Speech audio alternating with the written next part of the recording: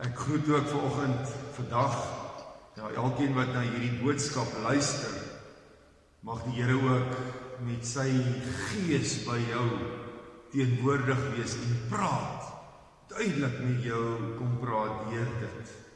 Jy kan gerus die Bybel oopmaak by Kolossense 4, dalk net die videoetjie eers daar stop. Kolossense 4 vers 2 tot 5. Eers gaan lees, sit dit rustig en deurlees en dink wat die Here vir jou wil sê. As jy dit klaar gelees het, sit weer die video aan en kyk verder. Vriende, ons het nou gehoor in Kolossense 4 wat God wil sê. Kom ons plaas onsself net gou weer in ons situasie waar ons nou is in hierdie 40 dae. Ons het gesê hierdie 40 dae en hierdie reeks kyk ons na God se asemhaling, God se asem tussen die bladsye.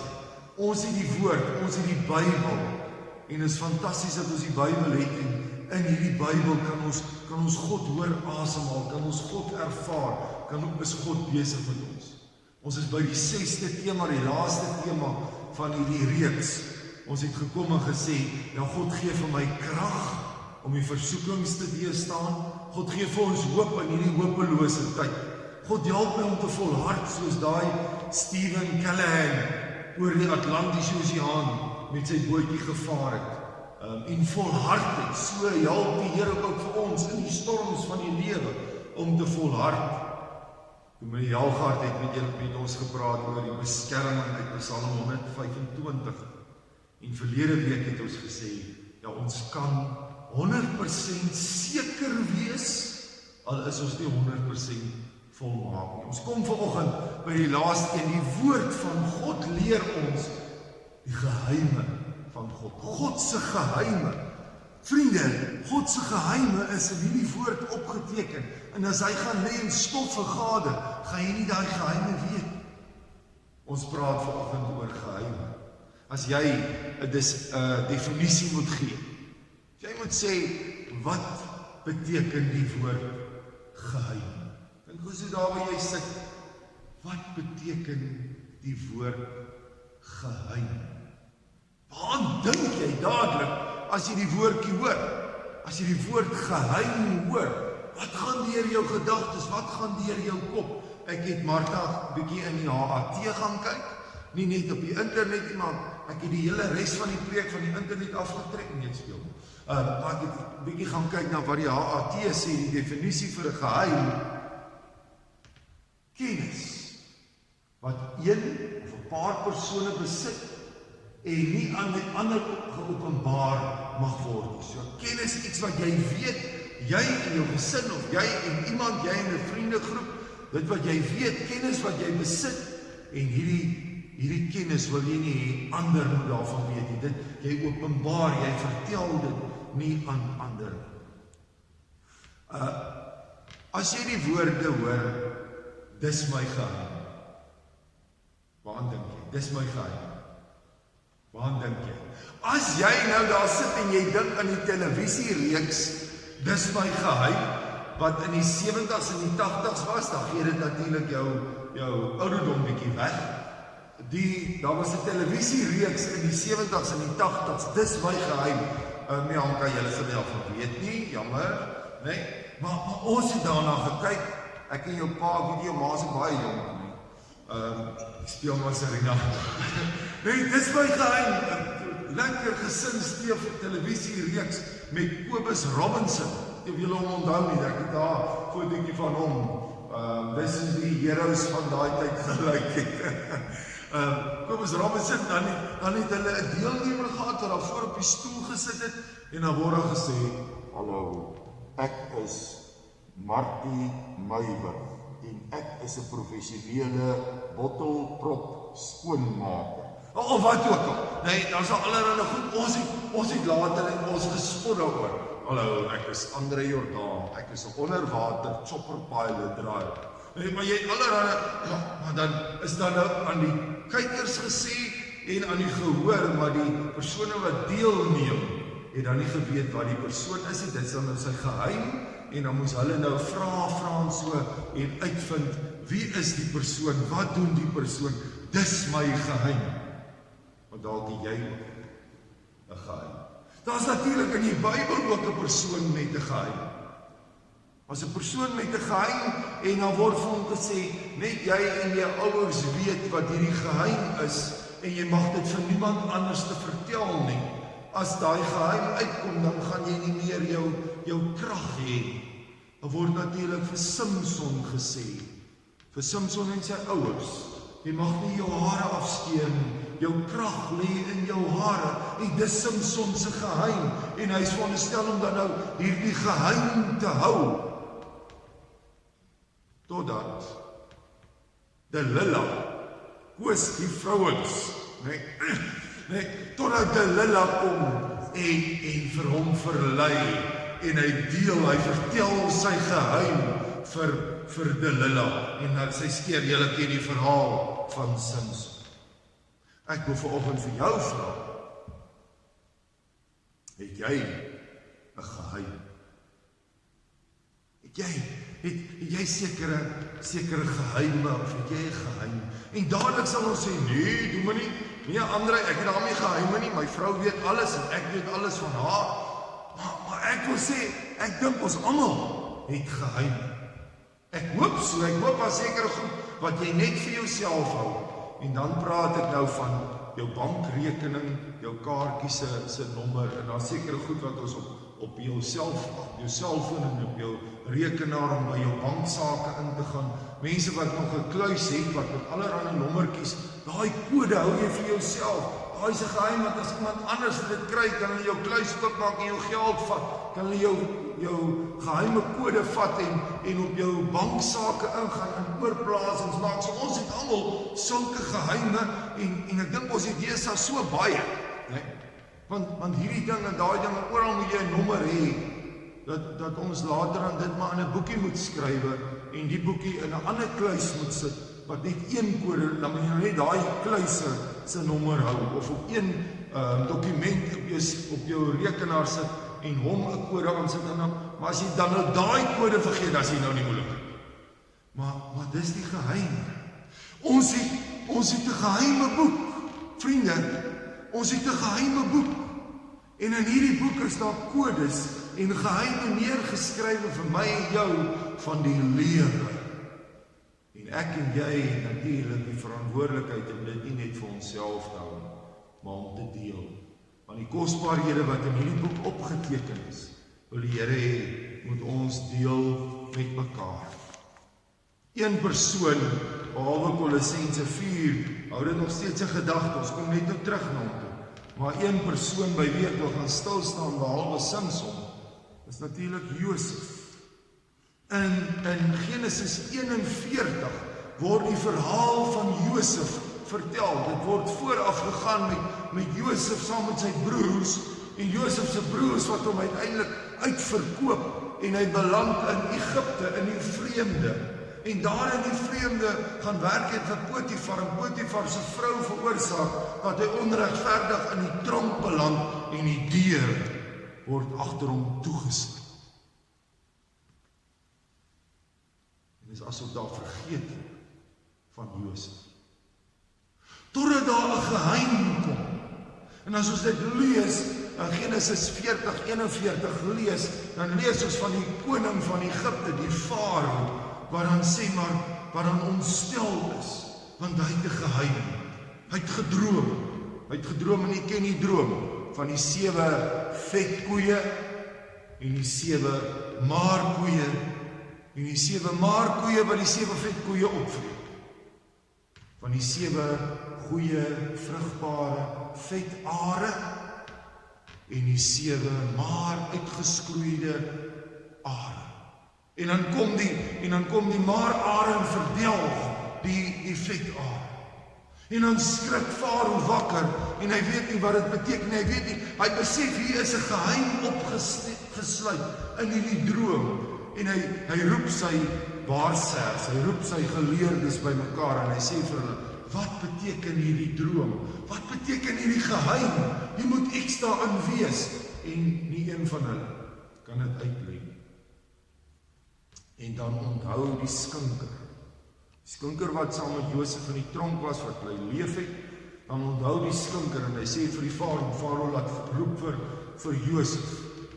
Dan staan daar in Genesis 41 vers 14, toe het die Farao vir Josef laat roep, en hulle het hom gou uit die tronk gehaal, uit die tronk uit, daar waar hy toegesluit agter die deur was.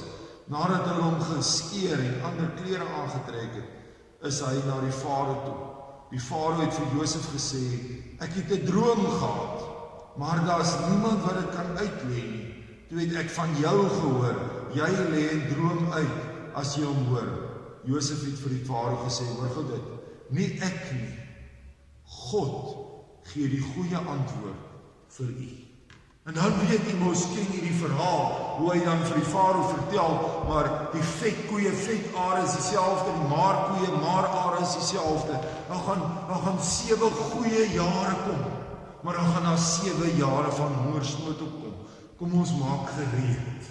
Kom ons sit in store tydens die goeie jare. Kom ons stoor die graan. Kom ons berg dit op, sodat ons reg is vir die hongersnood. En dan besef Farao, maar hy kan vorentoe kyk. Hy kan die geheim van die toekoms kan Josef sien. Ons kan so 4 goed kom leer. En ons gaan deur hierdie 4 goed so 3 keer gaan. Eers by Josef, dan by Kolossense. Die 4 goed wat ons kan leer, is dat ons besef, daar's 'n plan, daar's 'n toedeur, daar's 'n geheim, en daar's 'n boodskap. God glo ek, en Josef sê dit self later vir sy broers ook, ek glo God het 'n plan met Josef se lewe gehad. Toe hy in dit is, dalk nie heeltemal so verstaanbaar, hoekom draai my eie broers teen my? Ek is net goed vir die Potifar, hoe kan hulle my nou in die tronk gooi? Hoe werk dit? Hoekom is ek hier alleen in Egipte? Het God van my vergeet? Maar deur dit heen glo Josef die hele tyd, maar God sal sy plan met hom uitvoer. Hy moet hier wees.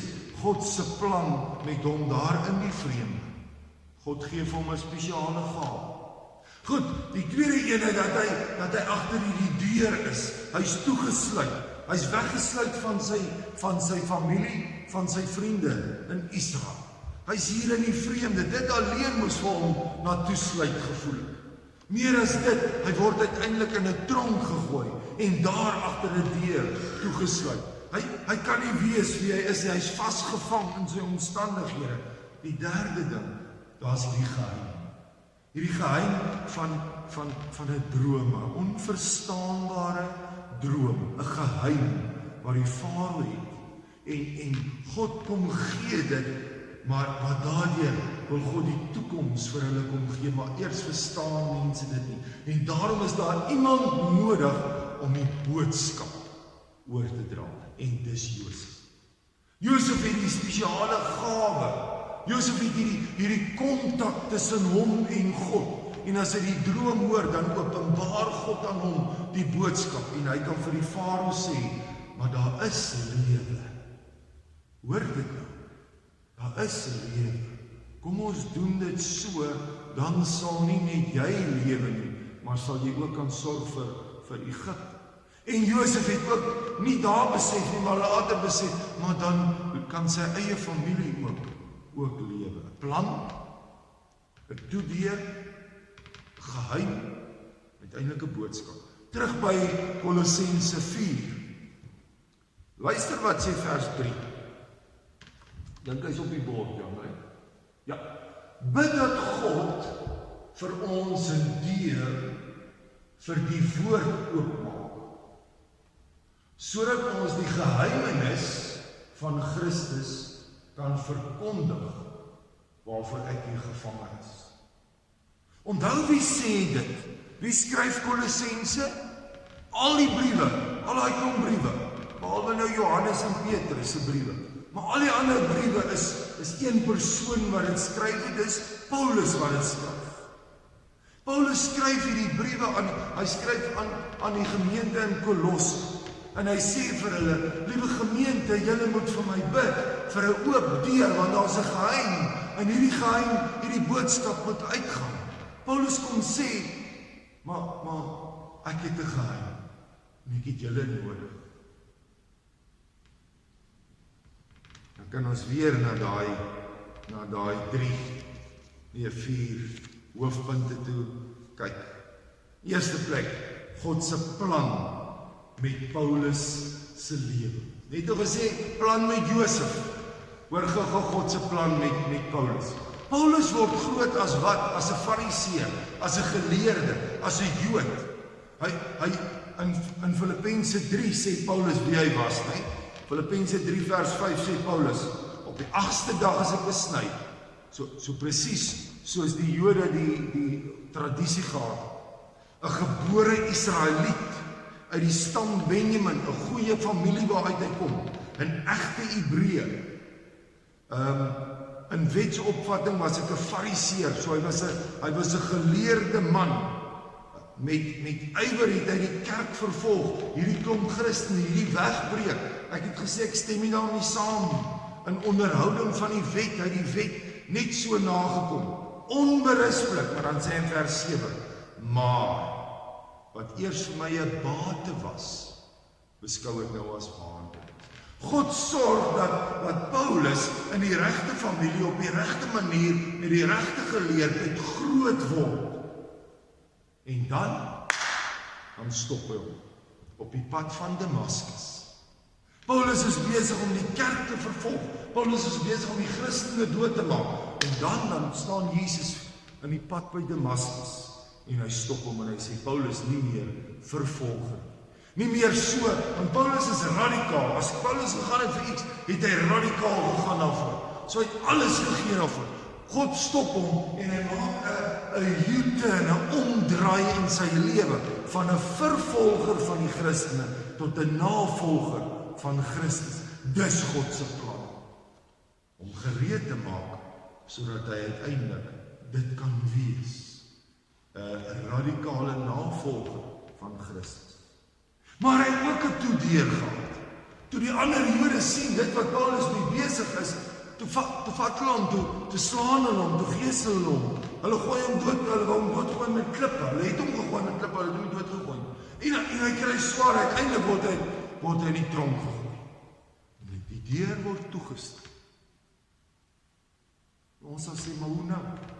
Nou sit hierdie man wat nou verskil moet maak, God het hom voorberei, die hele plan wat God met hom gehad, en nou sit hy agter 'n toedeur. Wat nou? Maar ook in dit het God 'n plan gehad, glo ek. Want daar kom hy en hy het tyd om neer te skryf. Hy het tyd om die briewe te stuur. Hy het tyd om die geheime wat God aan hom gegee het. Wat staan hier? Die geheimenis van Christus. Dis wat hy moet verkondig. Die geheimenis van Christus. Die geheim wie Christus is, wat Christus kom doen het. Op Damaskus besef hy wie Christus regtig is. En dan begin hy skryf en hy sê, ons moet Christus aanneem. Ons word uit genade alleen gered. Die wet is daar, maar die wet kan my nie red nie. Ek moet uiteindelik Christus in my lewe hê. Dan sê hy, maar daar moet gebid word. Daar moet gebid word dat die deur sal oopgaan, sodat hierdie geheimenis kan uitgaan. Bid dat die deur sal oopgaan, die deur vir die woord sal oopgaan. En dit is wat waartoe hy die gemeente dan oproep, om dan die deur oop te maak, dat die geheim wat hy het, of dit is deur 'n brief, of dit is deur sy eie verkondiging, dat die boodskap, en dis waar dit dan finaal uitkom, dat die boodskap, nie net in Jerusalem, maar in Efese en in Rome, die boodskap sal uitgaan saam met hierdie radikale man, wat nie net preek nie, maar ook neerskrywe. En ek en jy, dis die laaste een. En ek en jy, rondom hierdie vier punte. Ek en jy, God wil ook vir my en jou kom sê, maar ek het 'n plan met jou lewe. Of jy nog jonk is, of jy al bejaard is. God het 'n plan met jou lewe in. in jou naam. God het 'n plan met my en jou lewe. Miskien voel jy ook vandag die deur is toegesluit. Toe die grendeltyd kom het ek gesê, hoe nou Here? Het ek ook toegesluit gevoel. Maar die Here gaan verby dit en hy maak vir ons oop. Ons kan deur die internet en ons kan op verskillende maniere kan ons die boodskap laat uitgaan. Ons moet vra, Here, kom en sluit die deure oop. Dis verskillende dinge. Sluit die woord se deur oop, dat ons die woord sal verstaan. Here, sluit die harte van die mense oop wat die woord ontvang, dat hulle dit sal verstaan. Dat ons hierdie geheim van Christus wat die antwoord is, wat die enigste weg, waarheid en lewe is, Johannes 14 vers 6. Hy is die deur waardeur ek ingaan. Dis daai geheim wat ons aan die wêreld moet verkondig. Dis die boodskap wat ek en jy moet gaan vertel. Dis die geheim wat ons in die woord lees, wat ek en jy ken, maar wat ek en jy ook môre en oormôre moet gaan vertel. Mag die Here ons daarmee help.